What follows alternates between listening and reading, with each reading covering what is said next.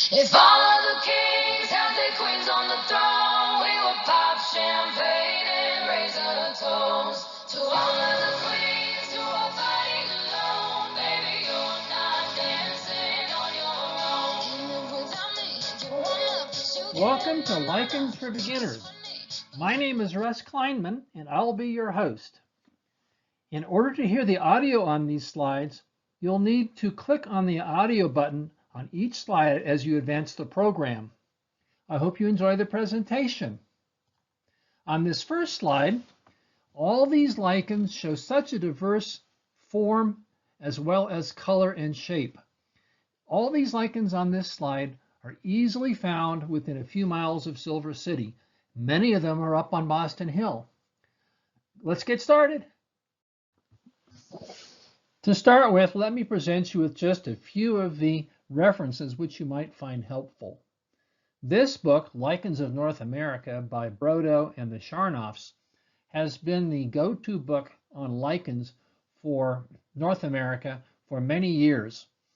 It's getting out of date, unfortunately, and the names that are given are all scientific. They do have some common names in there, but scientific names are, however, being replaced by newer ones. It has some great keys. The keys do not cover all the currently accepted names in North America, but it certainly is a must-have book if you want to identify the lichens of North America. It also has a great section in the beginning on general characteristics of lichens, and it has great pictures of lichens. This is a hard book to replace, even if it's getting out of date. Next slide. If you do purchase the Brodo and Scharnoff book in the last slide, Lichens of North America, you will need to also buy this book if you want to be able to key out lichens. Keys to Lichens of North America, revised and expanded by Brodo, is the successor to Lichens of North America. It has updated keys. It has many more species contained within it, and it's now the go-to book for keying out species if you want to collect species in the field and then identify them in your home or at a lab. If you don't want to identify the lichens, just want to enjoy their colors, sizes, and shapes, then you don't need this book. On to the next slide.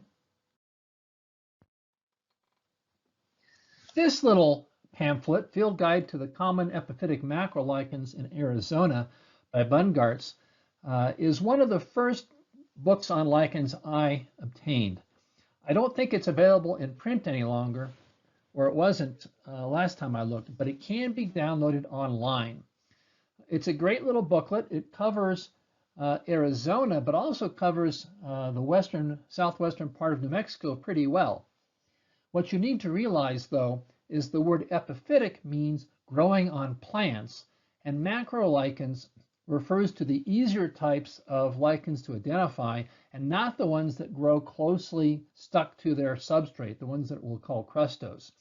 The term macrolichen refers to fruticose and foliose lichens only. So this little booklet only contains the more obvious lichens within it in Arizona and covers New Mexico pretty well. Since it's free online, it certainly is an easy place to start. On to the next slide. Our understanding about what lichens really are continues to change, even these days. Back in 1753, Linnaeus, the same Linnaeus of all other types of species identification, felt there were only about 80 species of lichens. Now we know there are many thousands of them. He put all these lichens into one genus, the genus Lichen. And he thought lichens were single organisms, but different from fungi, mosses, and algae. He did not realize that lichens consisted of more than one organism.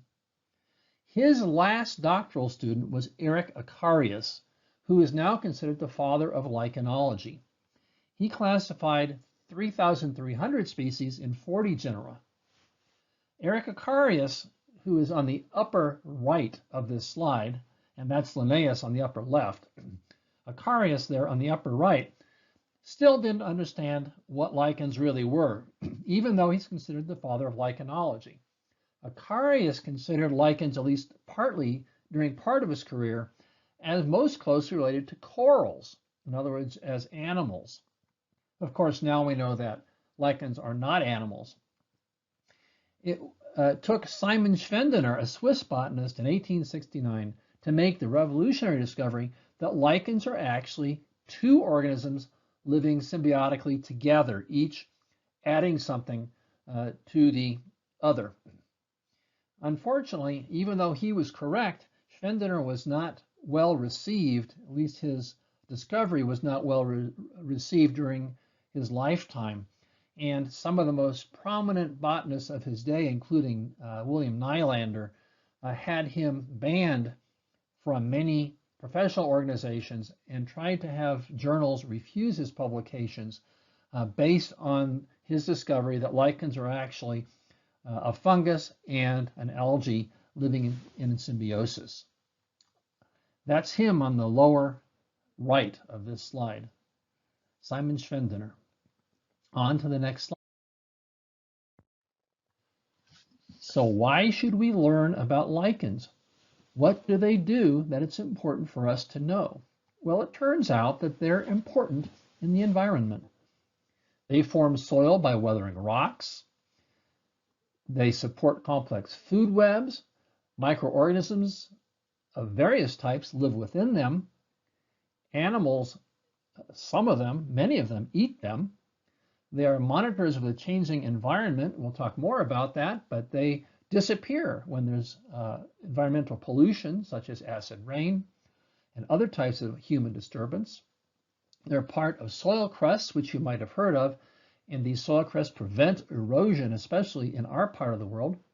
And birds and some other organisms use them for nesting material. On to the next slide.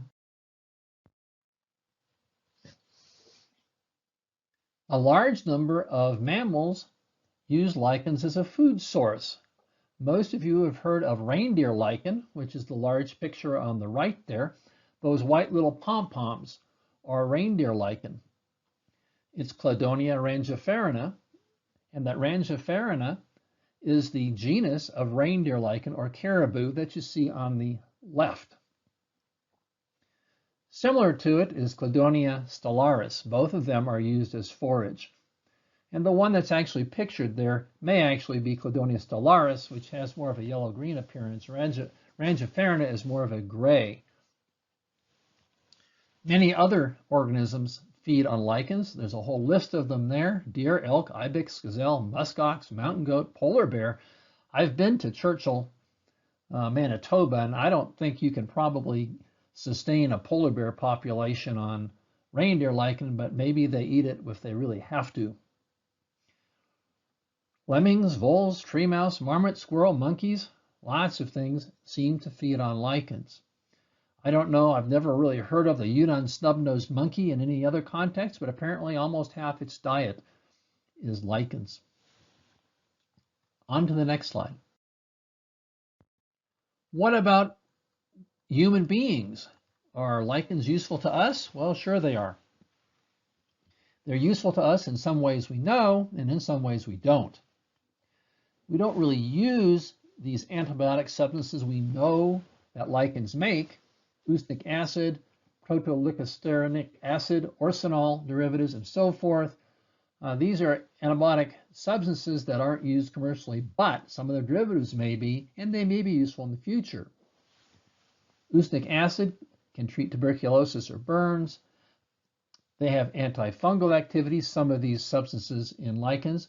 That term secondary metabolite just means things that lichens make that aren't necessary for their own survival. So it isn't stuff they have to live off of. They make these things to prevent themselves from being eaten or colonized by other fungi and so forth. They make anti-inflammatory agents. They make substances that human beings use as perfume or dyes. Next slide. Okay, having said all that about how lichens may be used by other animals and humans, what exactly is a lichen? Well, a lichen is not one organism. It's two organisms living together, each contributing to their joint survival. It actually may be more than two. But for the moment, up until a few years ago at any rate, we considered a lichen to be two partners, one a fungus and one an algae. The algae provided the food for the fungus, and the fungus provided the house and the shade. Algae, it turns out, can't live in bright sunlight, but as you know, lichens are always or frequently out in the bright sunlight, and it's the fungus that provides the shade so that the algae can live within the lichen. Many of those words there are a little bit long. Heterotrophic just means that a fungus can't make food by itself. Autotrophic means that the algae make the food from sunlight. Some people consider this a controlled parasitism because the fungus seems to get a lot more than the algae get out of this partnership. You can even call them fungi with solar panels. That's probably my most favorite description of a lichen, a fungus with a solar panel, if you consider the algae the solar panels. At any rate, since they can live together better than either one of them can live by itself, the lichens can be found in places that neither of them would be able to survive alone. Lichens vary their water content with the water content of their surroundings. That means when it rains or is humid, they can stock up on water.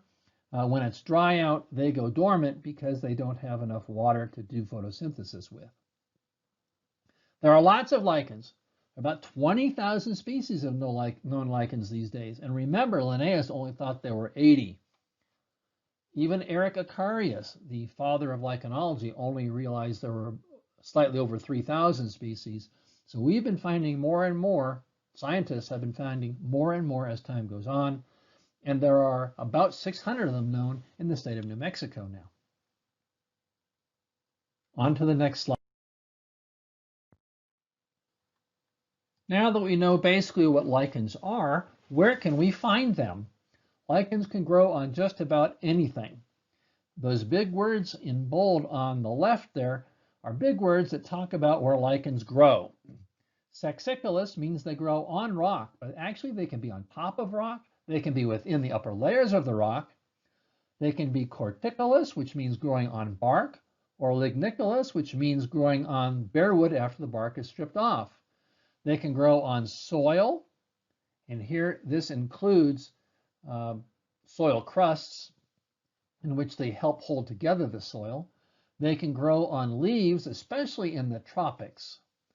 They can grow parasitic on other lichens. They can grow parasitically on mosses and liverworts. And one of my favorite growth habits is lichens can be vagrants. That tumbleweed shield lichen on the lower left, that picture shows actually about 100 little clumps. They don't hold on to anything. They're little spheres of lichen that are intended to blow around in the wind and disperse with the wind. That picture was taken near Taos, but I've seen tumbleweed shield lichen not too far from Silver City, but not within the Gila. You have to go up to El Malpais National Monument, where not on the lava, but in the sandy areas around the lava, you'll find tumbleweed shield lichen blowing in the wind and rolling around the dirt. The variable rock frog, which is in the center of the photograph, is similar. Instead of being completely free from the earth underneath, each one of those little clumps of lichen actually is attached to a little pebble. That keeps it from blowing too fast, too far in our high winds. The variable rock frog is found in several places within the Gila, the closest probably being around the base of Bear Mountain, but you can also find it at the Nun Lookout and several other places within the Gila. On to the next slide.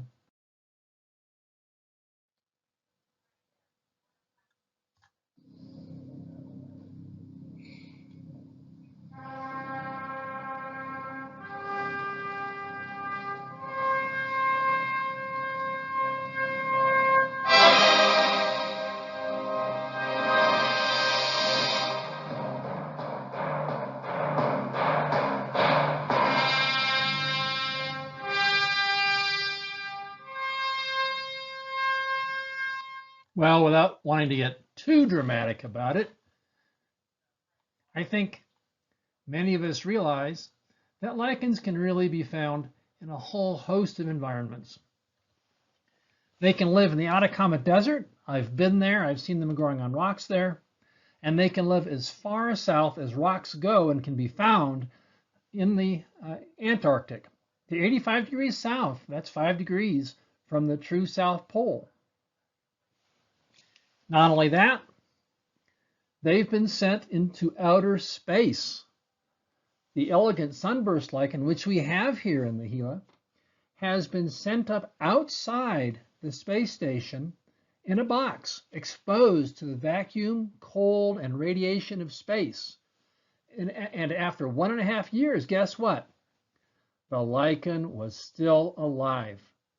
They can survive an amazing amount of extreme habitats, and that's why we even find them here in New Mexico. On to the next slide. Okay, then. Where do we find the greatest number of lichen species? Is it in New Mexico or elsewhere? Well, it's not in New Mexico. It turns out that coastal areas, the canopies of rainforests, and tropical cloud forests have the greatest lichen diversity. More species are found in those areas than in the deserts of the New Mexico Southwest. On to the next slide.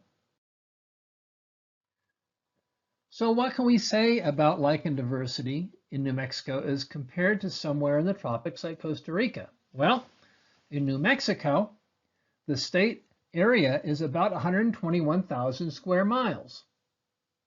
We have about 600 species of lichens in our state. That's 600 species in about 121,000 square miles. Well, what about Costa Rica? Costa Rica has under 20,000 square miles, less than a sixth the size of New Mexico. But in that small area in Costa Rica, there are more than 1,300 species of lichens on their checklist. So as you can see, the diversity of lichens in Costa Rica is much higher than it is in New Mexico.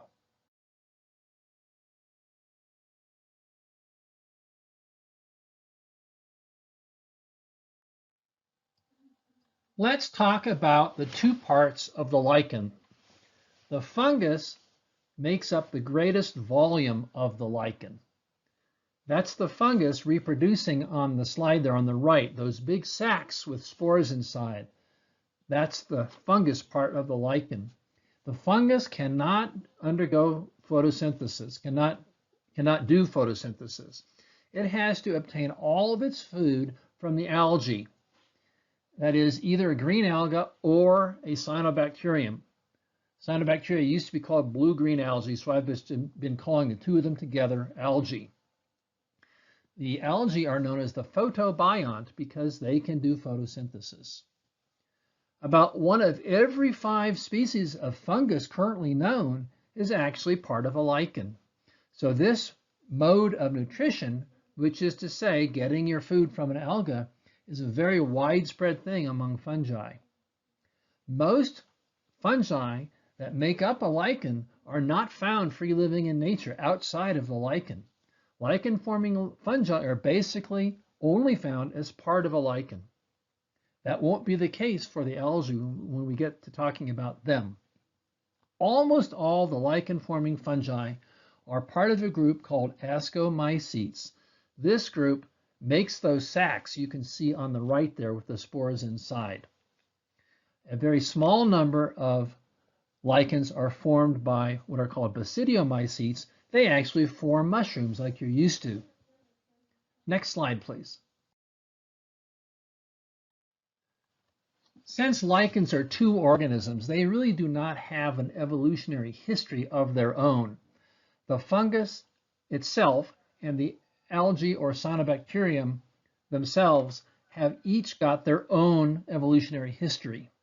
However, fungi have become lichenized multiple times in evolutionary history.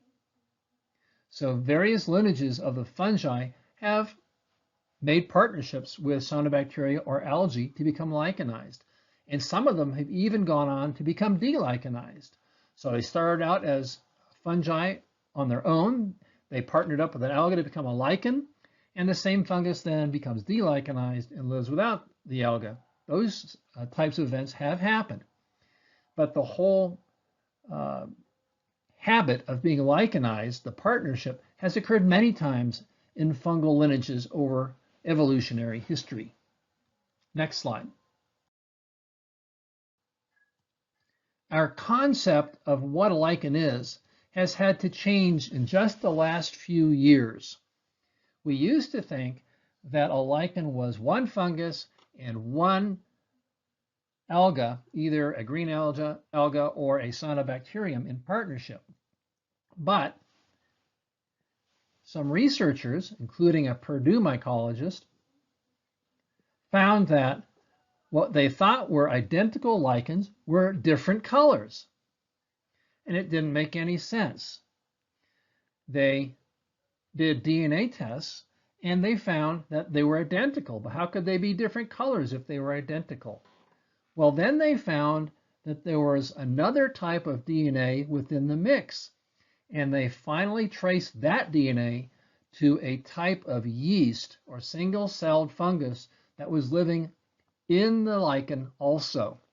And since that study, this third partner has been found in many different lichens. So now the question is whether all lichens have at least 3 partners. That's not known yet, but we know many of them do. And this finally explains why genetically similar lichens can have different physical features. And also may explain why scientists have been unable to make lichens in the laboratory. If you take the alga and the fungus and put them together, you'd think they'd form a lichen, but that's not been easy to do, and maybe it's because that third partner is required. Next slide, please. So, thousands of fungi are lichenized, but there are only about 40 genera of photobionts, of green algae and cyanobacteria, that will combine with a fungus to make a lichen. Most of them are green algae, and only about 1 in 10 are cyanobacteria, which, as some of you know, are true bacteria.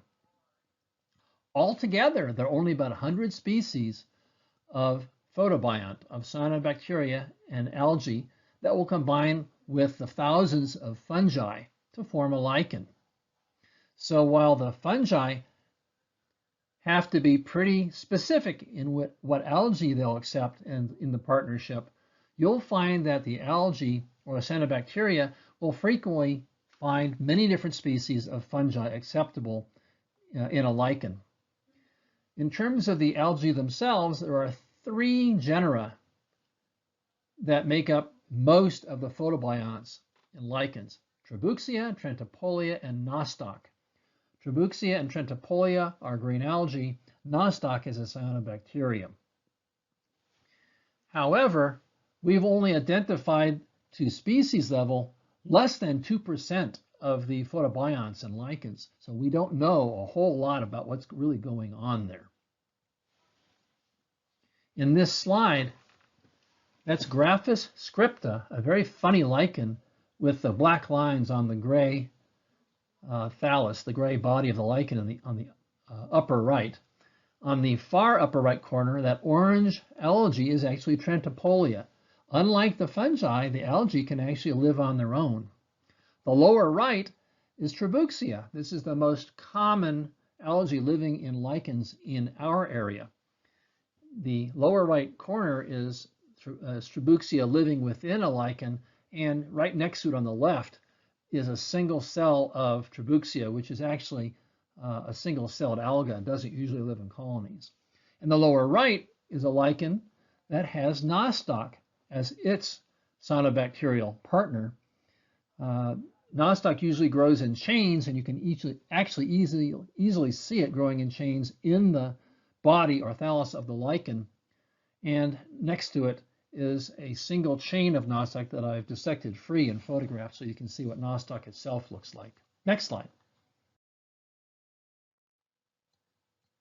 This slide is intended to bring home the fact that while there are lots of different fungi, 20,000 of them that make up lichens, there are only about 100 species of algae that make up all those 20,000 lichens.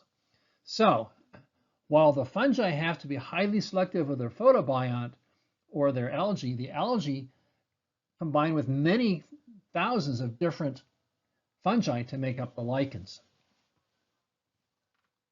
Next slide. This is probably one of the more important slides of the presentation, and what it shows is the cross-sectional anatomy of a lichen. In other words, if you just cut through a lichen, what are the different layers of a lichen? The outer portion is called the upper cortex. It's fungal filaments that can take various different shapes. Just below the upper cortex is the algal layer. Here's where the green alga or the cyanobacterium lives. It's actually the upper layer of what's called the medulla. The medulla are the fungal filaments that make up most of the volume of the thallus. The medulla is not filled with water or any other fluid. It's actually got air in spaces between the filaments so that gases, and specifically carbon dioxide and oxygen, can diffuse so that the algal layer can perform photosynthesis.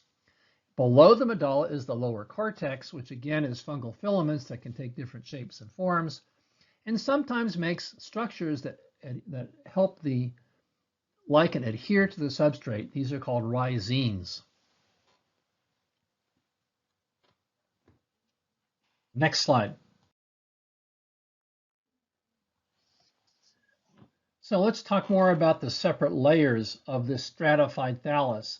A stratified or heteromerous thallus is a body of a lichen that has different identifiable layers. Most lichens are like this, some are not. Most lichens with a stratified thallus then have an upper cortex, the outermost layer. It provides mechanical protection. It's basically a protective skin. It might provide some defense against animals that want to eat it. It definitely provides shade. It keeps the alga from dying of sunburn, basically. 40% of the light that strikes the lichen can be shaded out by the upper cortex so that the algal layer can survive. It's essentially a sunscreen. It absorbs the ultraviolet light. Next slide. Just below the upper cortex in a stratified thallus, we have the medulla. The medulla is the biggest part of the body of the lichen or thallus by volume. And as you can see in the picture on the right, the medulla is mainly interwoven threads of the fungus. The upper layer of the medulla will be the algal layer. The fungus in the medulla can secrete various chemicals so that water doesn't swamp the area of the fungi and of the alga and prevent photosynthesis. It can also synthesize substances which screen out ultraviolet light. Next slide. And lastly, we can talk a little bit about the lower cortex. It can be colored as in the frosted rock tripe on the right there. You know, the fungal filaments, unless they are specially pigmented, are white. And here, the filaments are secreting a black substance, and the lichen appears black.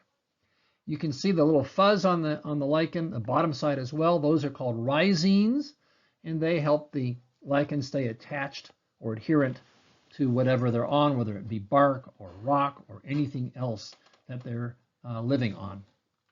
Next slide. A very important concept when one talks about lichens is the growth forms that they can take or their morphology.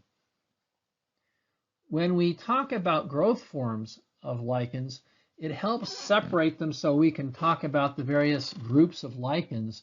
We can begin to make some sense of the thousands of of lichens out there. We refer to the non-reproductive parts of the lichen when we talk about the growth forms, but it's important to realize that these growth forms that we've divided lichens into do not imply an evolutionary or natural relationship, so that lichens that may look very similar may be only distantly related. We usually group lichens based upon the reproductive structures, and that may not bear much resemblance to their overall morphology. Next slide. There are then three main lichen growth forms, and it's important to understand these because all the keys that I'm aware of will use these three growth forms early on in the key to help separate out the different types of lichens in the key. The most common type of growth form, 75% of lichens, are called crustose lichens. These are lichens that cannot be removed from the substrate without damaging the lichen. They are densely adherent to it. The foliose and fruticose lichens can be removed from the substrate, at least partially, without damaging the lichen itself. Together, foliose and fruticose lichens are known as macrolichens. This term is a little misleading. It does not refer to the size of the lichen. Next slide.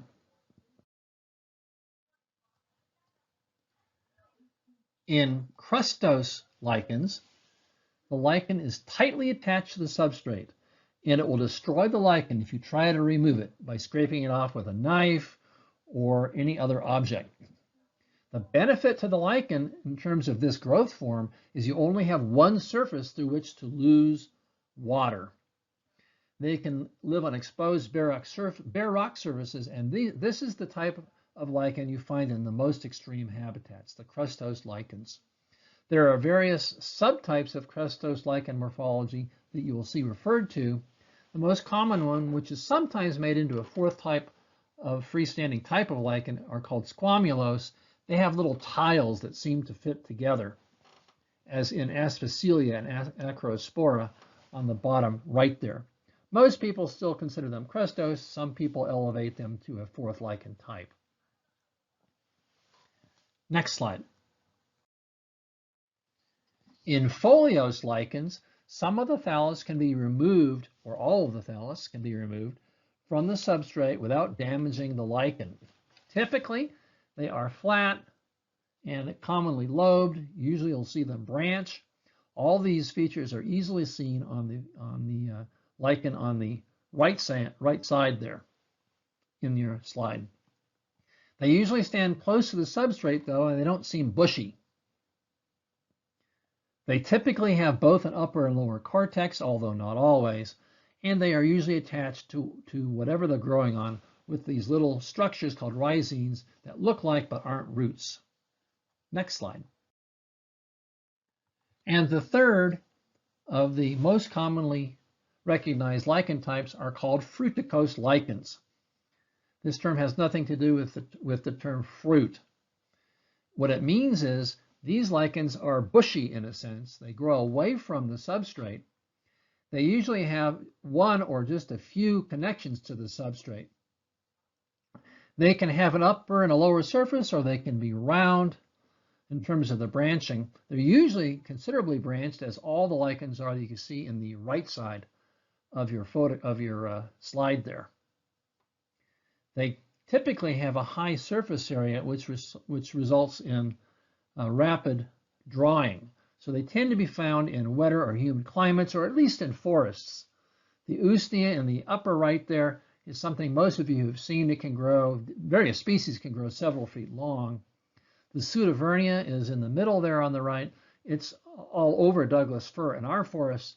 The ramalina in the lower right, that's a picture I took in Argentina. You won't find that here in New Mexico, but I believe there are species of ramalina in the eastern U.S. Next slide.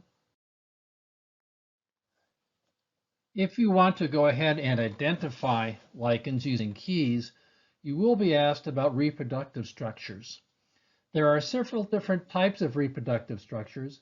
Reproduction in lichens can be either sexual, which refers to the uniting of gametes from two different individuals, or it can be asexual, where a single lichen produces structures which then bud off and can produce a separate lichen without having to combine with a second individual. When it comes to sexual reproduction in lichens, there are two main types of structures. One is called a perithecium. These are flask or bottle-shaped reproductive structures that open by a pore. They usually are just barely visible as a little black dot on the top of the lichen because most of the perithecium is hidden within the body of the lichen. The second of the sexual reproductive structures, which is actually the more common, especially in our area, is the apothecium. This is disc-shaped. It's frequently pigmented, colored, frequently very pretty. There are various different types of apothecia, which you can get into in other books. It's probably more than we can do today. But there are various types of apothecia, such as lecanorine, lecidiine, and biaterine apothecia. In terms of asexual reproduction, there are many, many different types of asexual structures. There are structures that are hidden and look a lot like perithecia from the surface. These are called pycnidia. Pycnidia make just tens of thousands, if not hundreds of thousands, of little budded off structures called conidia. Now, these asexual reproductive structures can either contain the algae with it or not. Conidia disperse without the alga. In sexual reproduction, when we talk about sexual reproduction of the lichen, we refer to this only with regard to the fungus. The fungus in the lichenized state suppresses sexual reproduction of the alga or cyanobacterium. So sexual reproduction in lichen refers only to the reproduction of the fungus. In asexual reproduction, both the fungus and the algae can be propagated. Pycnidia, however, refer only to the fungus. In Soralia is a location in which Soredia are produced. Soredia are spherical masses of fungal filaments surrounding a few algal cells, so that when the whole thing is dispersed, you have both the fungus and the algae together to make a new lichen. If you have pycnidia, like we talked about a moment ago, where you only have the fungus making fungal structures to disperse, that fungal pycnidia has to, when it germinates, it has to find a proper algal cell, or else it dies. It can't form a lichen without the proper algae. Isidia are outgrowths of the body of the lichen that are covered by cortex and also contain all the layers essentially of the lichen, so that they have both the algae as well as the fungus, so that Isidia can form a new lichen without having to find a new algal partner. There are lots of other types of fragmentation that are forms of asexual reproduction of lichens that you can read about in Brodo. On to the next slide. This then is what perithecia look like. On the left, there are two slides there that show these flask or bottle-shaped structures within the body of the lichen. The algal layer is that green layer. The upper cortex is just above it. The medulla is the white layer, and the lower cortex is that beige layer on the bottom. The perithecia empty spores out through a pore just above or on the top of the lichen. And as you can see in the very right, those little black dots, those are the openings of the perithecia through which the sexually produced spores are released. Next slide. Here is the other type of sexual reproductive structure, much more common in our area. This is the apothecium. The apothecium, now we're looking right straight down onto a lichen. These are formed usually on top of the surface. Those brown-shaped, roughly circular structures are the apothecia, and the spores are released directly through the top of the brownish part of the apothecia there. This is probably, at least in the Silver City area, our most common and obvious lichen. It grows on rocks. This is the Cumberland rock shield, Xanthoparmelia cumberlandia. Very, very common on rocks in our area. And those are the apothecia, those brownish round structures that are almost always found toward the center of the Cumberland rock shield. Next slide. Areas of the upper cortex that are broken and produce spherical reproductive structures that are mostly fungal filaments but contain a few algal cells inside.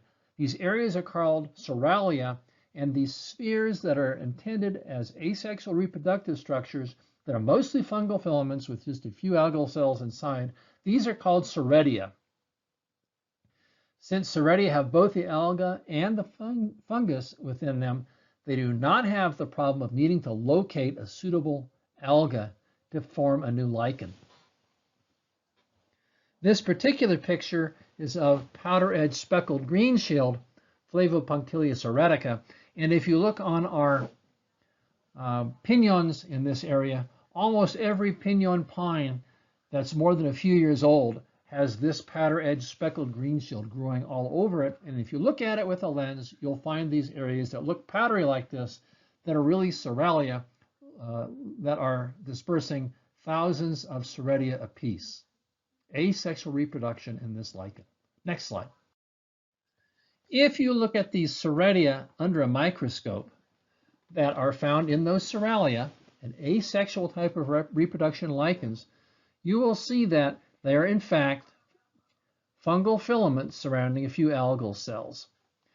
On the left there, now understand that this is a wet mount, so this is a microscopic picture taken underwater, and unfortunately most of the fungal filaments seem to disappear since they don't really have any color themselves, and what you mostly see is the green color of the algal cells. But what you have there is spheres of fungal filaments surrounding a few algal cells. This is again that lichen I showed you in the prior slide. And each one of these little soredium is fungal filaments surrounding a few algal cells, and when they find a suitable substrate, when they land on a different part of the piñon pine in our area, or even rocks and ponderosa sometimes, then the filaments can grow. It already has the alga it needs, and it forms an entire new lichen. Next slide. If you have a microscope at home, you can take a look at these soredia, these spherical masses of fungal filaments that surround a few algal cells and can suffice as asexual reproductive structure and lichens. They look like little spheres, and since these pictures are taken as a wet mount or underwater, you don't see most of the fungal filaments. They seem to disappear because they're colorless in the water. But there are lots of fungal filaments there surrounding the green algal cells, and when they disperse, they don't need to find algae to make a new lichen since they're carrying it with them. Unlike Pycnidia and other types of fungal reproductive structures that don't carry the alga with them, soredia do not need to find algal cells since they have them with them. Whereas Pycnidia, that we talked about before, have to find algal cells or else they perish. That's one of the reasons why when Pycnidia are formed, they're formed in hundreds of thousands of cells that are released, because each one of them has such a low likelihood of finding the proper algal cell. Next slide. This slide looks really complicated, but it's really actually very simple. And the graphs on the right tell most of the story.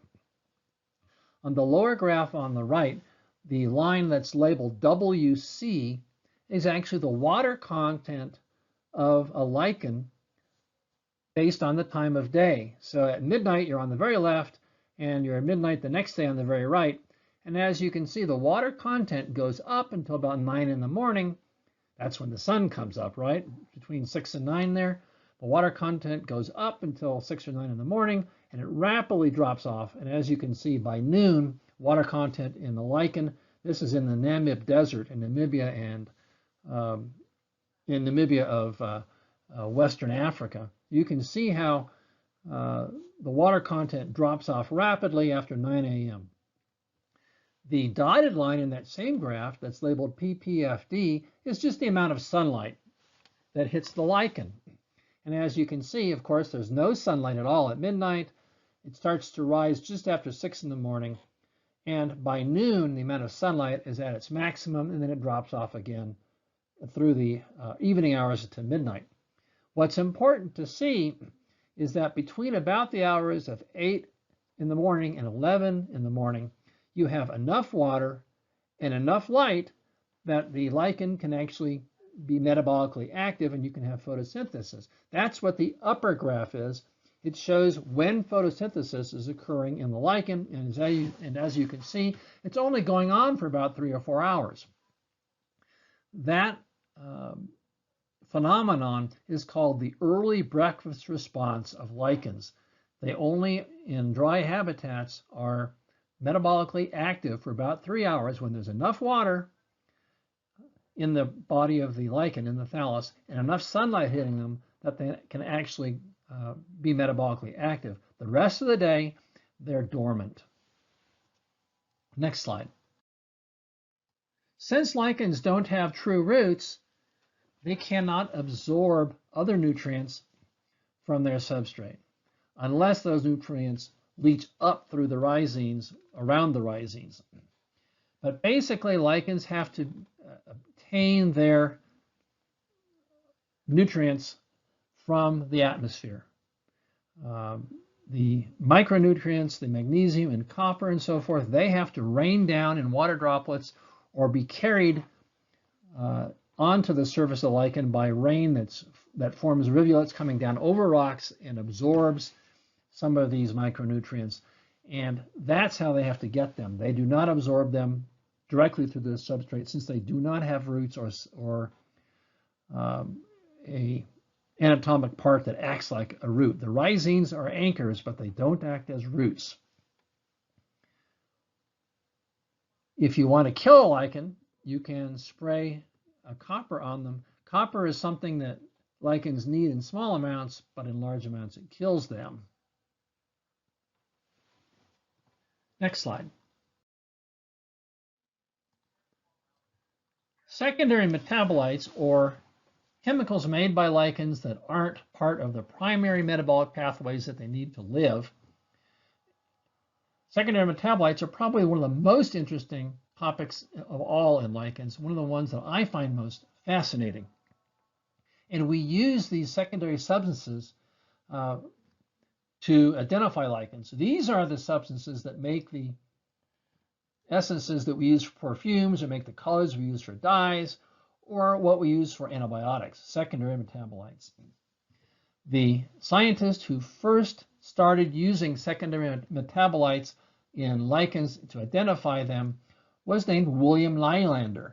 William Nylander was a Finn. He's the same scientist who blacklisted Simon Schwendener and the thought that the revolutionary idea at that time that lichens were a symbiosis between a fungus and an alga, which of course turned out to be correct, but Nylander was intensely opposed to this theory. He was wrong about what a lichen consisted of, but he was right about using secondary metabolites to help identify them, because secondary metabolites are made in different amounts by different lichens. He eventually became a worldwide expert on identifying lichens. He used these chemical spot tests to identify lichens. He put chemicals on the lichens, and they turned different colors depending upon what secondary metabolites they made. Too bad that he never accepted Schwendener's articles and that he was so intent on trying to keep Schwendener out of professional circles. Next slide. These secondary metabolites are made by the fungus. They're not made by the alga in a lichen. Most of the organic compounds found in lichens are these secondary metabolites. These are the things that the fungus makes as sunscreen or as antifungals. These antifungal chemicals made by lichens help prevent the lichen from being parasitized by other fungi. And the antibiotics keep them from being overwhelmed by bacteria. Most of these substances are not made by other plants. They're deposited by the fungus on the surface of the filaments, and because they have these extracellular functions, they are not intracellular. Most of them are acids. They're not soluble in water, and they're found in the medulla, sometimes on the cortex.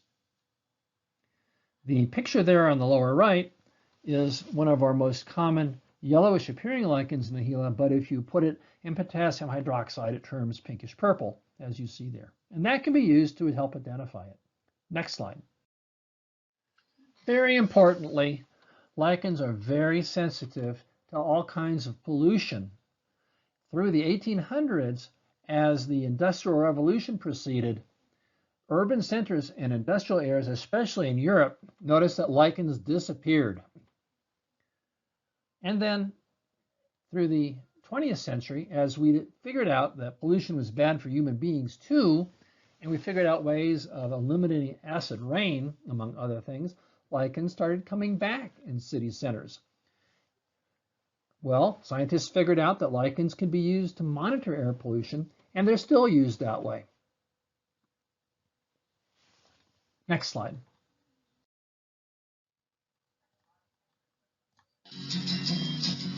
Paradise, put up a parking lot.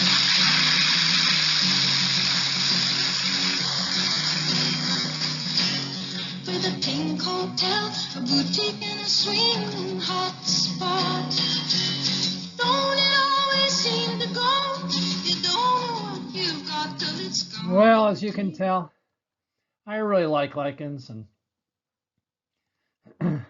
I hope you've enjoyed the presentation. This is another picture of a lichen. This is a gray lichen with little black spots on it that turns red in the cortex when you add potassium hydroxide to it. Again, a secondary metabolite that's reacting to potassium hydroxide and helping me identify this lichen. I hope you've enjoyed this talk. This is the last slide. I hope you tune in for more of these Zoom meetings for the Gila Native Plant Society. For the Gila Native Plant Society, this is Russ Kleinman. Have a nice evening. Thank you. Bye now.